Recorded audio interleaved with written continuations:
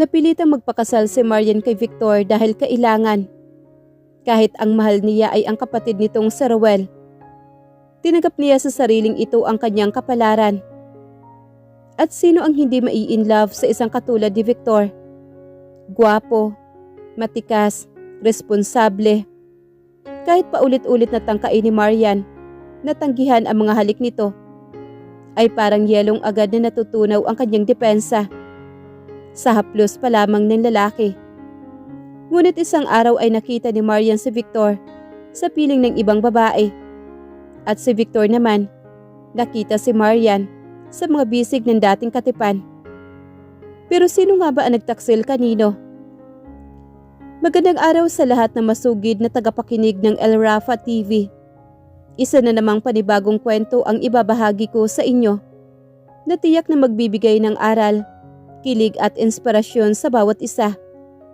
Pero bago tayo magpatuloy, kung bago ka pa lang sa aking channel, paki-like po ng ating video, paki-click din po na subscribe button, pati na rin ang bell icon para lagi kayong updated sa mga parating ko pang uploads. Hindi ka maaari magpulis, Ruel. Iyan ang desisyon ko. At sa pamamahay na ito, ako pa rin ang masusunod. Tila kulog ang boses ni Don Alfonso na umalingaw-ngaw sa buong kabahayan. Kasunod nooy narinig ang boses ni Ruel na may katulad na intensidad. Magiging pulis ako, Papa. Hindi niyo ako maaaring pigilan. Huwag niyo akong igaya kay Victor na sunod-sunuran sa lahat ng gusto niyo. Sir Bigwensa, wala kang karapatang magsalita sa akin ng ganyan. Anak lamang kita, Ruel. Kaya ako ang dapat masunod. At kailanman, hindi mo maaaring ihambing ang iyong sarili kay Victor dahil hindi siya rebeldeng katulad mo. Sige, purihin niyo ng purihin ang magaling ninyong anak. Wala akong pakialam. Kailan ba ako naging mabuti sa paningin ninyo, Papa? Laging ako ang mali at si Victor ang tama? Lagi siya ang magaling at ako ang bobo? Well, pagod na ako sa pagkukumpara ninyo sa paborito ninyong anak. I'm going to be a policeman, whether you like it or not. Pagkatapos ng sinabi, makikitang pababa ng hagdanan si Ruel. Ang magkabilang kamay ay may bitbit na maleta. Bihis na bihis ito at sa nagmamadaling mga hakbang ay mahihinulang. Hindi na mapipigilan pa ang balak na pag-alis. Sa likuran nito sumulpot ang matandang Don na namumutla naman sa galit ang mukha nito. Huwag mo akong lalayasan. Kinakausap pa kita. Ngunit tuloy-tuloy na nanaog si Ruel.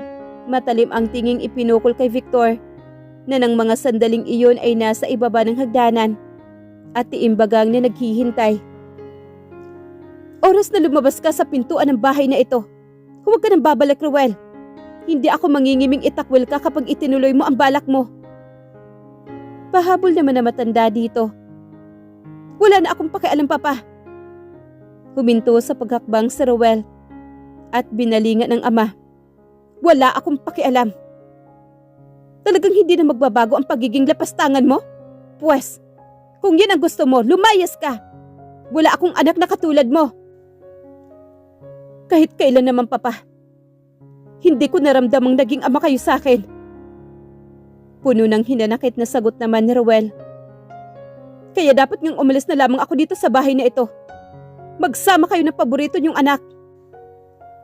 Nagkakamali ka sa akala mong yan, Ruel. Sabad ni Victor sa mapanganib na tono. Pantay ang pagtingin sa atin ng Papa. At alam kong alam mo yan. Huwag kang makialam, Victor. Angil naman ni Ruel. At huwag mo nang pagtakpan ang Papa. Hindi mo kailangang umalis, Ruel. Huwag ka na magkunwari, Victor. Hindi ba ito naman ang gusto mo? Ang mawala ako rito sa asyenda para masolo mo ang kayamanan ng mga Arcega? Walang katotohanan ang ibinibintang mo sa akin, Ruel. Kilala mo ako. Kilala nga kita. Kuya Victor? Anito sa sarkastikong tono. Katulad ka ng ina mo. Ruel! Nagbabanta ang tinig ni Don Alfonso. Talaga namang katulad ng ina mo, hindi ba? Inakit niya ang papa para makabahagi sa kayamanan ng mga Arcega. Hindi totoo yan. Sa nangangalit ng ngipin ay sigaw ni Victor. Humakbang papalapit sa nakakabatang kapatid at dinuro ito sa mukha nito. Huwag mong mapagbibintangan ang aking ina, Ruel. Kailanman ay hindi niya inakit ang papa para makabahagi sa kayamanan ng lolo at lola. Alam mo yan. At alam ng papa. At lalo na ng mama mo. Namatay ang mama sa sama ng loob, Victor. At ikaw? Kayo ng ina mo at ng papa ang dahilan. Tinabig nito ang kamay ni Victor. At huwag mo akong duduruin. Baka hindi ako makapagpigil at patulan kita. Tama na! Saway naman ni Don Alfonso upang matigil na ang pagtatalo ng dalawa. Masakit ba marinig ang katotohanan, Papa? Paano kaya kayo nakakatulog na mahimbing? Gayong kayo ang naging dahilan ng pagkamatay ng mama. Hindi kaya kayo binabagabag ng inyong konsensya? At ako, tinatanong niyo ba kung bakit ako nagkakaganito? Kung bakit nagiging rebelde man ako sa paningin ninyo? Kasalanan niyo rin. Dahil hindi ko naramdaman ang pagmamahal niyo. Mas binigyan ninyo ng importansya ang bastardong ito. Huwag mong isisi sa iba ang mga pagkakamali mo, Ruel. Ginawa ko ang lahat para mapanuto ang buhay mo. Pero ano iginanti mo? Pawang katigasan ng ulo. At wala kang dapat sisihin sa pagkamatay ni Edita. Walang kasalanan si Victor o si Maya gaya ng sinasabi mo. Umalis ka na kung gusto mong umalis. At huwag ka nang babalik pa sa bahay na ito. Wala akong anak na lapastangan. Lumayas ka. By all means, Papa.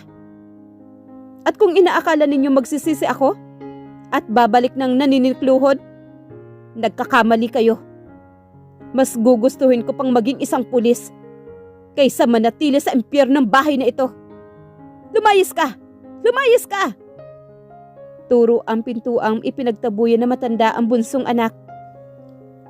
Matapos ang matalim na sulyap na minsan ipinukol kay Victor, ay buong pagmamalaki na tumalikod si Ruel.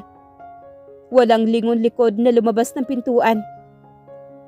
Gaano man ang pagsisikap ni Don Alfonso na ikubli ang tunay na nararamdaman sa pag-alis ng bunsong anak, ay hindi pa rin maikakaila kay Victor ang labis na kalungkutang dinaranas ng ama. Matapos ang matinding komprontasyon na humantong sa pagtatakwil nito kay Ruel, ay naging tahimik na ang matanda. Madalas na naglalagi ito sa silid-aklatan na dati-rati hindi ginagawa nito. Wala rin itong gana sa tuwing magkakasabay sila sa hapunan. At ayon sa kawaksing si Nana Esper, halos hindi nito nagagalaw ang mga pagkaing inihahain sa matandang babae tuwing pananghalian. Isang gabi, makalipas ang mahigit 1 buwan mula nang umalis si Ruel, ay muli niyang narinig na binigkas ng ama ang pangalan ng kapatid. Wala bang balita kay Ruel? Tanong nito habang nagpapahangin sila sa balkonahe. Nang sulyapan ni Victor ang matanday, nakita niyang malayo ang tingin nito at tila malalim ang iniisip.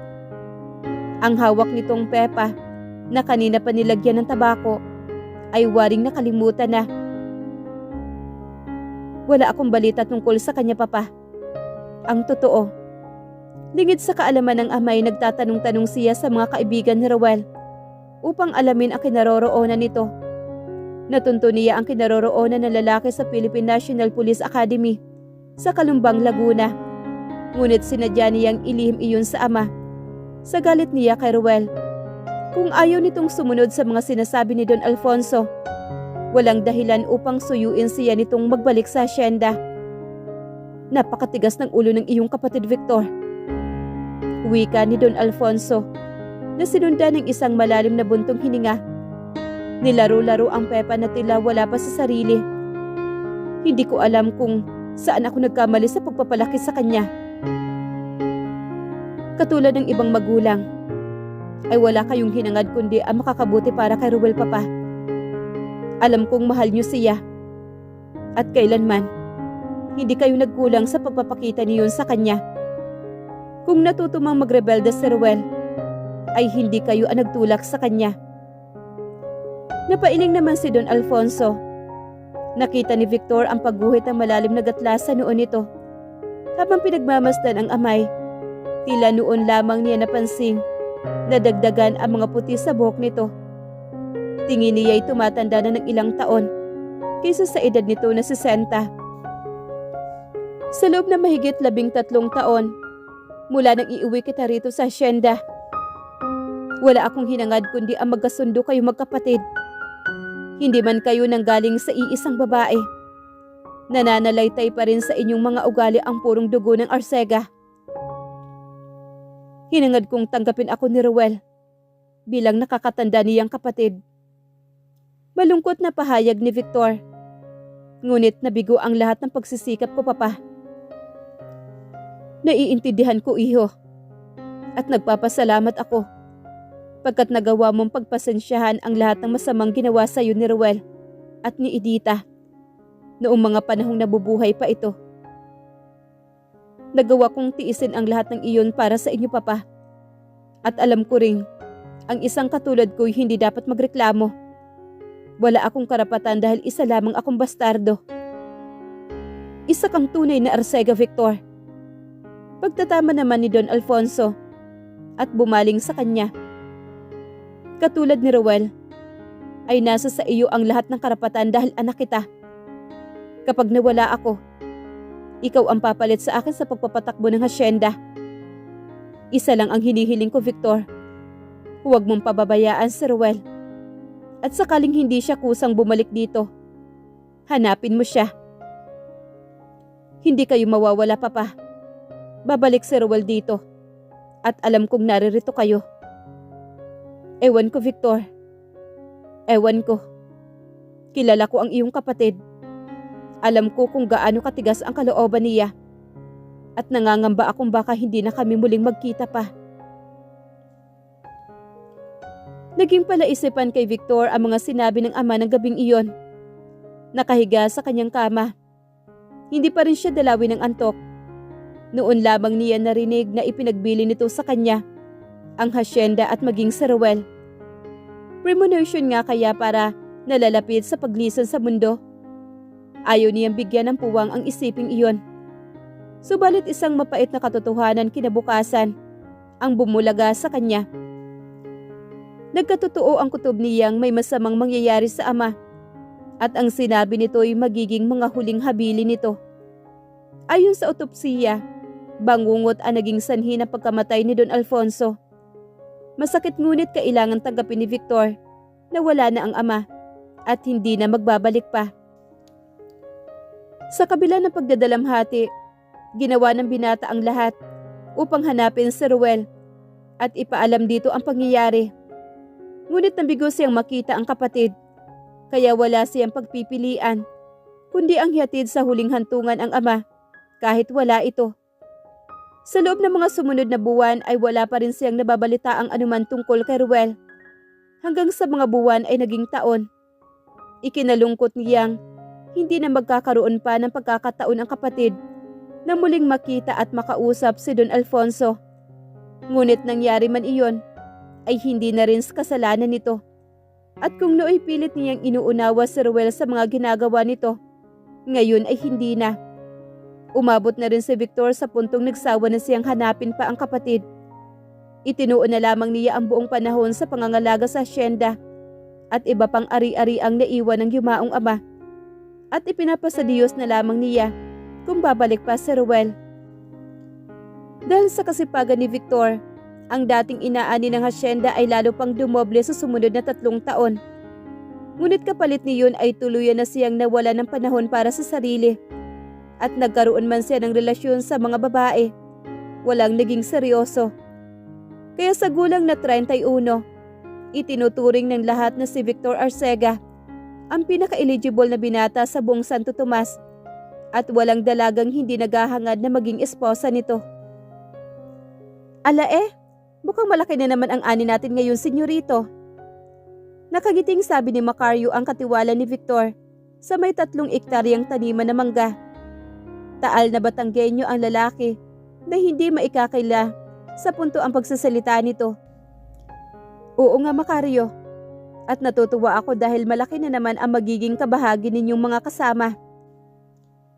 Kaya siguro taon-taon lumalaki ang ani ng mga mangga. Dahil napakabait ninyo, senyorito. Hindi nyo kami nakakalimutang ambusan sa inyong kinikita. Maluwang ang ngiting hinubad na 45 anyos na lalaki. Ang suot na sombrerong buli. Pinahid ang pawis na gumiti sa noo nito. Sinusunod ko lang ang mga nasimulan ng Papa Macario. At naniniwala rin akong kapag masaya ang mga tauhan sa asyenda, ay hindi nila ako iiwan. Isa pa, kailangan ng kanila mga pamilya ang dagdag na kita. Talagang napakaswerte namin sa inyo, senyorito. Wala yun. Maswerte rin naman kasi ako sa pagkakaroon ng masisipag na tauhang katulad ninyo. Bilang pagbibigay diin, tinapik niya ito sa balikat si Macario. Victor! Tawag naman ni Tata Ruding na doon ay papalapit sakay ng kabayo. Sige, senyorito. Babalik na ako roon para tingnan kung maayos ang pagtatali nila ng mga kaing. Paalam naman ni Macario na tinanguan naman ng binata. Nang makaalis naman ang katiwalay, binalingan ni Victor si Tata Ruding na dooy kasalukuyang pababa mula sa kabayo. Ang matandang asawa ni Nana Esper. Ang mga ito na lamang ang tanging kasama ng binata sa bahay asyenda mula nang umalis si Ruel at mamatay si Don Alfonso. Kumusta ang lakad ninyo, Tata Ruding? Kailan din huma i-deliver ang mga fertilizer na in-order ko? Baka mamayang hapon na raw, Victor. Sagot naman na matanda na bahagya pang hinihingal. Sa mga tauhan sa asyenda, ang mag-asawang Ruding at Esper na lamang ang hindi niya pinapayagang tumawag sa kanya ng senyorito. Bilang pagalang sa dalawang matanda, nang dumating siya sa Hacienda Arcega, ay matagal nang naninilbihan doon ang mga ito. Alaisiya nga pala, dumaan ako sa post office para tumingin ng sulat gaya ng bilin mo. Bukod doon sa nanggaling sa SSS at sa BIR, may isa pang sulat na naka-address mula sa'yo. Hindi nakalagay kung kanino nanggaling. Baka isa sa mga nobya mo. Anang matanda na nilangkapan ng biro ang huling sinabi nito. Inilabas nito ang mga sulat mula sa katag na bag na nakabit sa saping likod ng kabayo at iniabot iyon sa binata. Napakunot ang noo naman ni Victor nang tunghayan ang sobre. Isang mahabang ordinary envelope at sa klase ng sulat kamay ay natitiyak niyang hindi nanggaling iyon sa isa sa kanya mga naging nobya. Babalik na ako sa asyenda, Victor.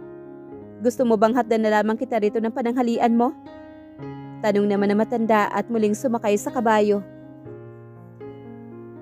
Huwag na, Tata Ruding. Sa bahay asyenda na lamang po ako manananghalian. Sabihin niyo kay Nana Esper na susunod na ako. Sige, kung gayon ay mauuna na ako. Pagkaalis na matanda, muling itinuon ni Victor ang pansin sa sobre. Curious kung kanino nanggaling ang sulat. Tinungo niya ang kubong pahingahan at naupo upang basahin ang nilalaman niyon. Sari-sari ang reaksyon ng halili sa mukha niya habang binabasa ang sulat at matapos ay nagpawala ng isang malalim na buntong hininga. Pagkatapos na mahigit 3 taon, nakatanggap siya ng sulat mula kay Ruel na nagbabalitang sa Miyerkules na susunod na linggo ay darating ito kasama ang nobya nito. Nakuyom naman ni Victor ang kamao kasabay ng pagtiim ng mga bagang. Ganoon lang, isang maikling abiso na para bang kahapon labang ang 3 taong hindi nito paglitaw sa asyenda. Ni hindi man lang ito nag-abalang kumustahin ang kanilang ama. Sakaling totoo ang kutob niyang hindi pa nito batid na matagal nang namayapa si Don Alfonso. Ipinakikita lamang nito na hanggang ngayon ay wala pa rin itong pagpapahalaga sa kanilang ama.